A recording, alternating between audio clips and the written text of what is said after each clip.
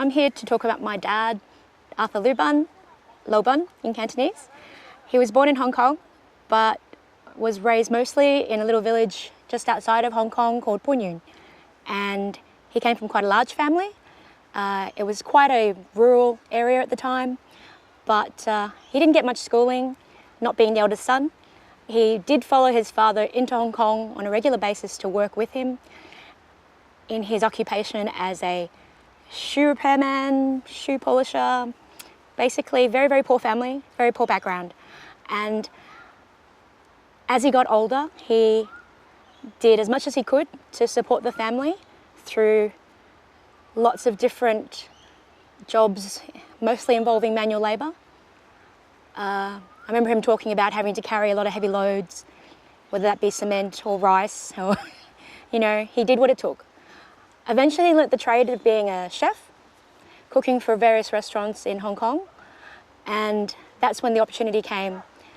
I believe he would have been maybe in his 30s. It was in 1955 that he was given the opportunity by the Chan family when their eldest daughter went to Hong Kong looking for a chef to work for their restaurant in North Queensland, which was basically in the city of Townsville.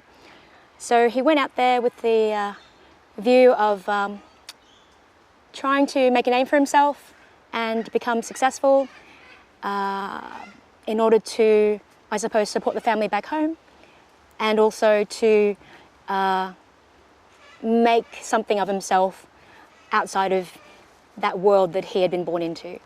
And through his efforts, I'm proud to say that he did really well. He was quite the success, quite the prominent figure in local circles up in Townsville, and he managed to expand the restaurant, expand the business, do quite well financially, and eventually thought, okay, I need to start thinking about having a family.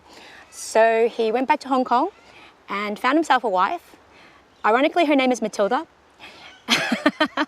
which I don't think I need to explain to Australian audiences, but yeah, he went back, they met, and they got married in 1973, came back to Australia, first in Townsville, and they had 4 kids, 2 boys, 2 girls, and they did establish another restaurant in Yeppoon, but eventually we all moved to Brisbane, where we basically resided for a large portion of our lives, yeah, until my father died in 2005.